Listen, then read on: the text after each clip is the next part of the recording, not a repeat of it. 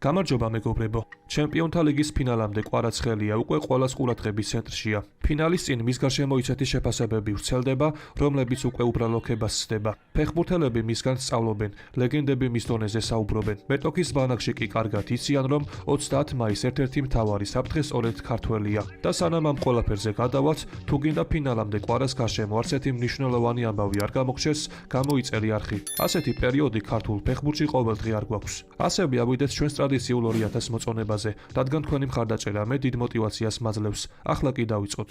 კვარაცხელიას გარშემო ჩემპიონთა ლიგის ფინალის წინ საუბარი პრაქტიკულად არ წყდება. კვარა უკვე იმ ეტაპზეა, რომ მასზე მხოლოდ ქართველი გულშემატკივრები აღარ საუბრობენ. მას ირჩევენ სხვა ფეხბურთელები. მის მოძრაობებს სწავლობენ პროფესიონალი გარემარბები. ლეგენდები კი ამბობენ, რომ მის წინააღმდეგ თამაში ფინალში ერთ-ერთი მთავარი პრობლემა იქნება. უპირველეს ყოვლისა ძალიან საინტერესო კომენტარი გააკეთა ბარსასა და ესპანეთის ნაკრების ნახევარმცველმა გავიმ. ყველაზე საინტერესო კი ის იყო, რომ როდესაც გავი სხვადასხვა ცნობილ შემტევებს შორის არჩევანის გაკეთებას თხოვეს, მან კვარაცხელი არაერთ დიდ სახელს ამჯობინა. მან ხვიჩა აირჩია ლუკმანზე, გარნაჩოზე, ლუის დიასზე, მუსიალაზე, ენტონი გორდონზე და ბუკაიო საკაზე წინ. გავის ბევრი არც მაშინ უფიქრია, როცა არჩევანი თავის ძალიან ახლო მეგობარს, ნიკო ვილიამსა და კვარაცხელია შორის უნდა გაეკეთებინა. მისი პასუხი ასეთი იყო: ნიკო ჩემი ძალიან ახლო მეგობარია, მაგრამ კვარაცხელია ჩემი ერთ-ერთი საყვარელი ფეხბურთელია, ამიტომ არჩევანს კვარაზე გავაკეთებ.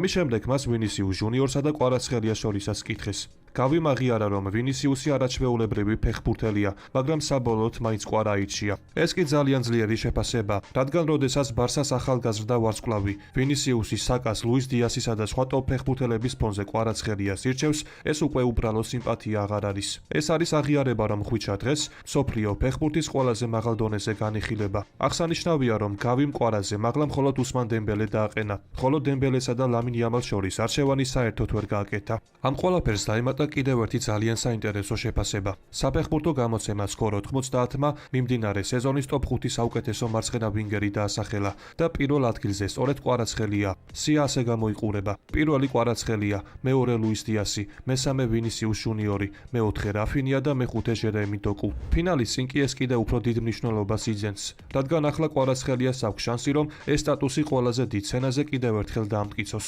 აღსანიშნავია, რომ გუშინ პარი სენ-ჟერმენს ჩემპიონთა ლიგის ფინალისთვის მოსამზადებელი ეტაპის ფარგლებში მედია დღე ჰქონდა, სადაც გუნდის რამდენიმე ფეხბურთელმა, მათ შორის დეზირე დუემ არსენალთან მატჩის შესახებ ისაუბრა. ფრანკ შემტევს მისაბაძი მაგალითების შესახებ კითხეს, რა დროსაც კვარაცხელია უსმან დემბელე და ბრედლი ბარკოლა გამოარჩია. ჩემი მისაბაძი მაგალითები? ყველა ამ გუნდშია, თავდამსხმელები, რომლებიც ჩემ გვერდით არიან და ასევე რამდენიმე ფეხბურთელის სხვა პოზიციაზე. მაგრამ როცა იმის ბედნიერება მაქვს, რომ უსმანთან, ბარკოლასთან და კვარაცხელიასთან ერთად ვითამაშო, ისინი არაჩვეულებრივი ფეხბურთელები არიან და გულწრფელად რომ თქვა, მათი ყოველდღიურად ხილვა ერთი დიდი სიამოვნება. გუნდში ბევრი სხვა ლიდერიცაა და შემეძლო ყველას დასახელება, მაგრამ თავდამსხმელებზე ვსაუბრობ, იმიტომ რომ კართან ახლოს სწორედ მათთან ერთად მოქმედებ, სწორედ მათთან ერთად მუშაობ ყოველდღიურად. თუმცა ამ გუნდში კიდევ ძალიან ბევრი მოთამაშეა, რომელიც შთამაგონებს, განაცხადა დუემ. ასევე ხვიჩაზე კიდევ ერთი საინტერესო კომენტარი გააკეთა ბოლონიას ინგლისელმა გარემარბმა ჯონათან როუმაც. The Athletic-თან ინტერვიუში როუმ ჩემპიონთა ლიგის ფინალზე ისაუბრა, სადაც მისი საყვარელი კლუბი არსენალი PSG შეხვდება. ბუნებრივია, რომ არსენალს უჭერს მხარს, მაგრამ ამავდროულად თქვა, რომ PSG-სგანაც ბრწყინვალე თამაში ელოდება. მან განსაკუთრებით პარიზელთა შეტევითი ტრიო გამოყო: დემბელე, დუე და კვარაცხელია. მისი აზრით სამივე ფეხბურთელი ძალიან სწრაფად იღებს გადაწყვეტილებებს, მაგრამ შემდეგ რომ ცალკე კვარაცხელიაზე ისაუბრა და თქვა, რომ საკუთარ ანალიტიკოს ხშირად თხოვს, რომ ხვიჩას ვიდეოები გაუგზავნოს. მისი თქმით, ცდილობს, რომ კვარაცხელიას მოძრაობები საკუთარ თამაში გადაიტანოს. განსაკუთრებით ის მომენტები, როცა ხვიჩა მიმართულებას სწრაფად ცვლის, ფლანგიდან ცენტრისკენ შედის და შორეულ კუთხეში ურტყამს. ეს კი ძალიან საინტერესო დეტალია, რადგან პროფესიონალი ფეხბურთელები უკვე კვარაცხელიას ბაძავენ და ცდილობენ, რომ ისნაირად ითამაშონ. და ბოლოს ფინალის წინ ხვიჩაზე ძალიან საინტერესო შეფასება გააკეთა არსენალის ყოფილმა ფეხბურთელმა რეი პარლორმაც. პარლორმა გოლთან ჩემპიონთა ლიგის ფინალი განიხილა და განსაკუთრებული აქცენტი სწორედ კვარაცხელიაზე გააკეთა. მისი თქმით, ხვიჩა ერთ-ერთი საუკეთესო ფეხბურთელია მათ შორის, ვინც ბოლო პერიოდში უნახავს. მან აღნიშნა, რომ კვარაცხელია ბურთით საოცრად მოქმედებს, ფლანგიდან ცენტრისკენ ძალიან სახიფათოდ შედის და სწორედ ამიტომ არსენალს მისგან სერიოზული საფრთხე ელის. მისი აზრით, მიკელ არტეტას ერთ-ერთი მთავარი საფიქრალი იქნება ის, თუ ვინ ითამაშებს კვარას წინააღმდეგ მარჯვენა მცველად. პარლორი ამბობს, რომ ამ პოზიციაზე ვინც არ უნდა დადგეს, მაქსიმუმის გაღება მოუწევს. მისი შეფასებით, PSG-სთან მატჩი არსენალის მარჯვენა მცველი შეტევაში ისე თავისუფლად ვერ წავა, როგორც ჩვეულებრივ შემთხვევაში, რადგან კვარასხელიას წინააღმდეგ ზედმეტი სივრცის დატოვება ძალიან საშიშია. ანუ არსენალმა შეიძლება საკუთარი თამაშის გარკვეული ნაწილი სწორედ კვარასხელიას გამოშეცვალოს. ეს კი ფინალის წინ ყველაზე დიდი კომპლიმენტია. როგორც ჩანს, კვარასხელიას უკვე მეტოქის ბანაკშიც განსაკუთრებული პატივისცემით უყურებენ. ეს კი სრულიად დამსახურებულია. ხვიჩამ ეს თავისი სიმშვიდით, თავმდაბლობით მოედანზე შექმნილი მაგიითა და ფეხბურთისადმი სუფთა სიყვარულით მოიპოვა. საბოლოოდ სურათი კი ძალიან ათელია. გავი კვარას მინისიუზე წინაყენებს. სკორ 90 მას სეზონის საუკეთესო მარცხენა ვინგერად ასახელებს. ჯონათან როუ მის მოძრაობებს სწავლობს.